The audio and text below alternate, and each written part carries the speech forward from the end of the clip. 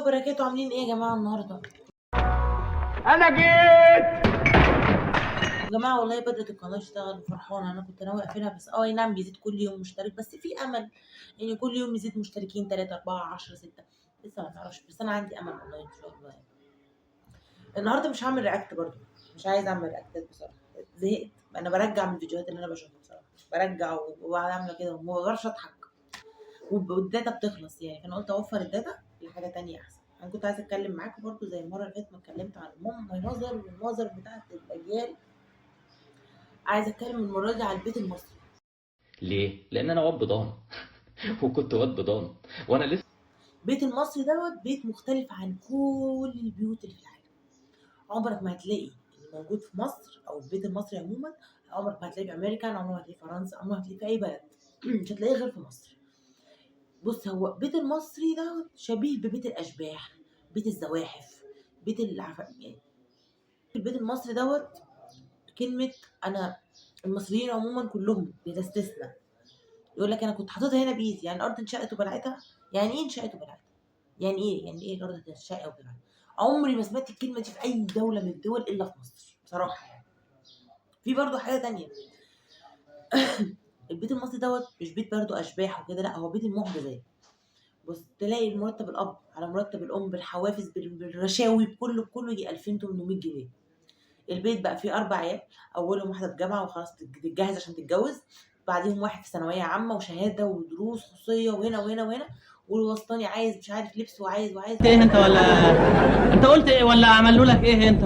قاعد يقول الكلام اللي احنا مش عارفين نقوله كده ولا حاجه يا جدع؟ مش فاهم منه اي حاجه. ده هو قالها. وانت انت مش كنت معانا هنا ولا رحت فين انت ولا؟ وعايز، والصغير ده اللي هو ماما عايز شوكولاتات كل يوم ومصاريف والبيت بيمشي. ما تفهمش ازاي. انا بشوف امي بتمشي البيت كده، ممكن مرتبها يعمل له كله 2000 جنيه، بس البيت ماشي بكده. دي معجزه من المعجزات ولا مش معجزه من المعجزات؟ ومن عوائد البيت المصري او الناس اللي عايشه في البيوت المصريه والعادات بتاعتهم يقول لك ايه؟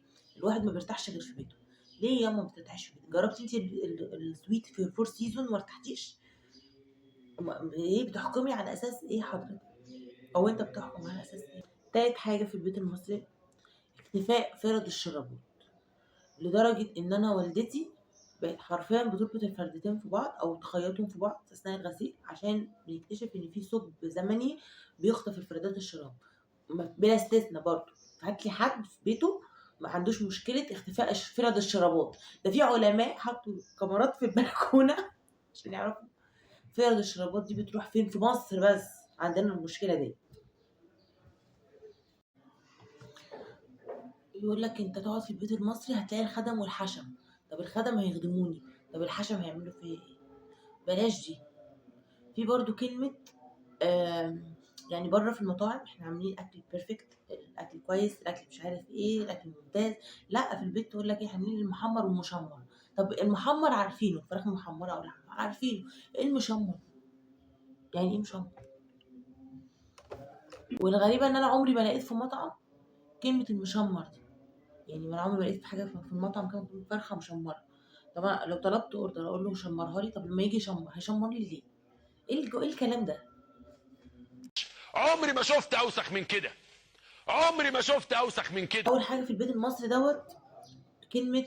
انا المصريين عموما كلهم بلا استثناء يقول لك انا كنت حاططها هنا بايدي، يعني الارض انشقت وبلعتها. يعني ايه انشقت وبلعتها؟ يعني ايه الارض هتنشق وبلعتها؟ عمري ما سمعت الكلمه دي في اي دوله من الدول الا في مصر بصراحه يعني. في برضه حاجه تانية. البيت المصري دوت مش بيت برضه اشباح وكده، لا هو بيت المعجزات. بص، تلاقي المرتب الاب على مرتب الام بالحوافز بالرشاوي بكله يجي 2800 جنيه.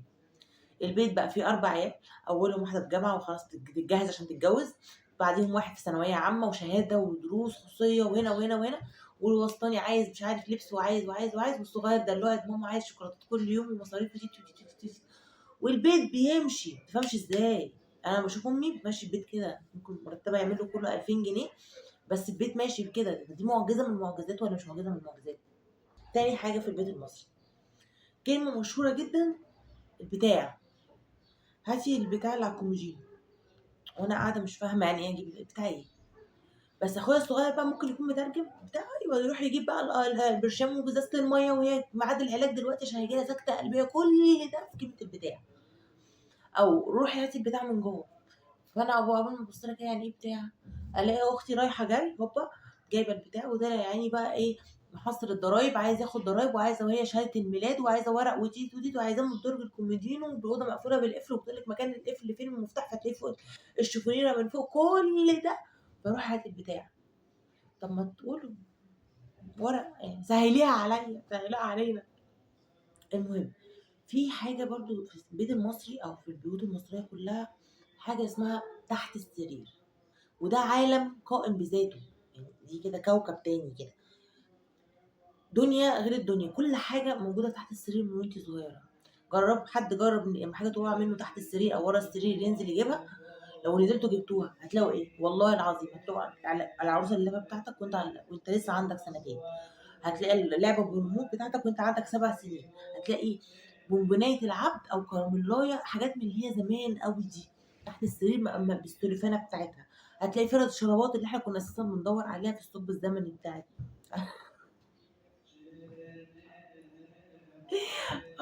هتلاقي شنط، هتلاقي كراريستك كنت في ابتدائي، هتلاقي كوره بتاعتك كنت شايطاها في الساحل من 10 سنين ولقيتيها تحت السرير متفسيه ومطبقه كده، ماما جابتها معاها وطبقتها وركناها.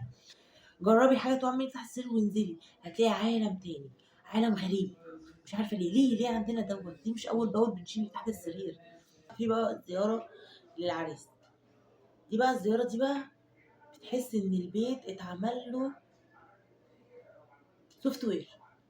اه والله، كحت لي الحيطان كلها، انزل لي بالمحاره، انزل لي بلون جديد، جنجا ليلا، كرانيش، نزل لي الستاير الجديده. لا الستاره دي كانت السنه اللي فاتت عمال لها، فاحنا لازم نروح دلوقتي نشتري ستاره جديده، نشتري ستاره جديده، نشتري طقم صيني جديد، نشتري كوبايات كريستال مش عارف ايه، عشان العريس ما يقولش علينا ايه، ما يشرب في اي كوبايه، مع انه ما طفح، ما هو داخل البيت دوت وظروف البيت ده 1 2 3، ليه نعيش عيشه مش اهلنا؟ ودايما بيحصل بقى حاجه اوفر، دي هنقول رقم 15 بقى. ايه بقى هي؟ لما بيجي عريس عند جار من جيراننا يخبطوا علينا بقى، طقم الصيني الجديد اللي انت جايباه المولي مش عارف ايه بتاع، خدي يا ماما طقم الجيلي، اصل العريس بيحب الجيلي بالموز، ما عنه محبه، طب ما يدفعهم اعملوه في اي طبق عندك، لا طقم الجيلي. طب مش عارف كاسات الشربات، اصل قرايه الفاتحه وبعدين ممكن يحصل قرايه فاتحه وفي قبول مش عارف ايه، وهنحتاج ان احنا ننزل شربات. مفيش بقى كوبايه شاي، اصل كوبايه الشاي عندنا مش عارف متكسره، هم 8 افراد، احنا عندنا 6 بس مش عارف ايه، عايزين نكمل الطقم كامل عشان ننزل. طب العريس بيحب بعد ما يصلي العشاء يشرب قهوه، هو العريس دوت قاعد من الظهر لغايه بالليل. معاك سحب بقى مواعين، معاك سحب اطباق، معاك سحب حلل، ليه؟ قبل السفر عموما بنمسك البيت ننضفه تنفيضه حلوه ونروق فيه بالملي ونغطيه ونسافر 3 4 ايام، نيجي نلاقي اتملى تراب، ننضف تاني بقى اللي احنا. طب ليه؟ سادس حاجه، العيد، ايام العيد تخشي كده بعد قبل الوقفه بيومين تلاقي البيت سجاد كحك هنا، خميره هنا، سمسم هنا، شويه دقيق، بودره بيضه في كل حته. ليه يا ماما في إيه؟ عشان نفرح كلنا وكحك العيد مش عارف ايه والجو ده. عايزين حاجه عاديه يا ست الكل، وبعدين بناكل الكحك العيد ده بتاع البيت دوت ونستحمل. عاوزين نعملك بني ادم يا كلب وانت مصمم. ما انا عاوز اعملك بني ادم، انت مصمم تبقى حيوان وكلب ليه؟ الحمد لله يعني. تقدر تقول حاجه عن الحكومه؟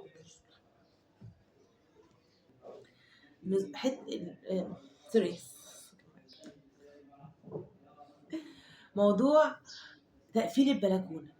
ايه بقى تقفيل البلكونه دي؟ بلكونه صغيره نص متر متر لذيذه بنتجمع فيها، نقف نشم شويه هوا مش عارف ايه، لا ندخلها جوه البيت ونوسع على نفسنا. يعني نص متر دوت فرق ان احنا نوسع على نفسنا، هيقعدوا معانا نص بني ادم. تاسع حاجه، سقط رياضه.